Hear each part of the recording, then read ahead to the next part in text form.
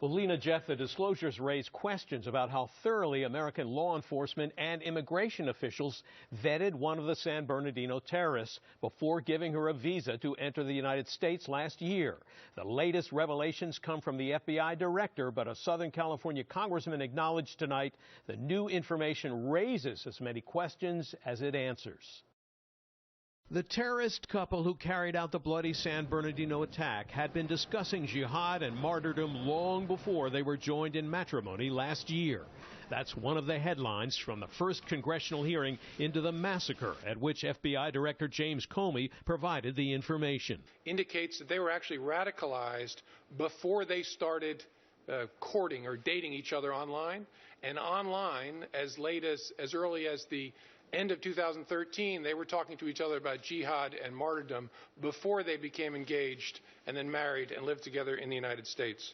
Burbank Congressman Adam Schiff says that raises the question of whether this was a sham marriage, perhaps arranged all along for the purpose of getting her into the United States and then the two of them carrying out a terrorist attack. It could be the case that these two, who had communicated with each other prior to their being married, took advantage of a process to get into the country that they knew would be less rigorous and less subject to scrutiny. It could also be the case either here or elsewhere that terror organizations may look at a way of influencing one of their members by an arranged marriage. At the hearing, Senator Lindsey Graham asked about that. Is there any evidence that this marriage was arranged by a terrorist organization or terrorist operative? I don't know the answer to that yet. Do you agree with me that if it was arranged by a terrorist operative of organization, that is a game changer? It would be a very, very important thing to know. Now it appears the radicalization may have included Enrique Marquez, a friend who's related to Farouk by marriage. A federal official told CBS News the FBI is investigating whether Farouk and Marquez were planning a terrorist attack 3 years ago in 2012, and they discussed buying weapons.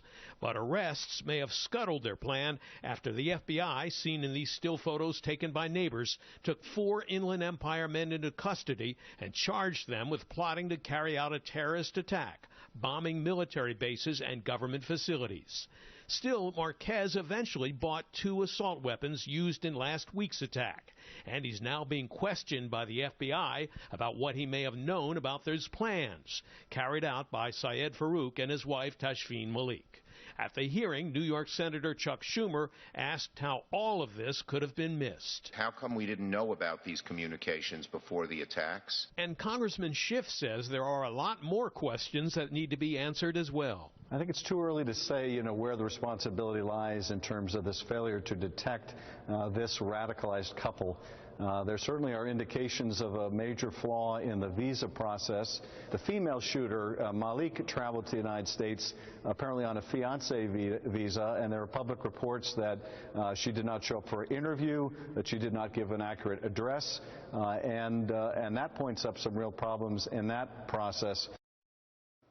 Now, Enrique Marquez, the man we mentioned in our report who told authorities he and Farouk were an attack back in 2012. He also purchased 2 weapons for Farouk and Malik, reportedly has mental health issues. He checked himself into a mental health facility shortly after the San Bernardino killings. Lena, Jeff? Dave, there's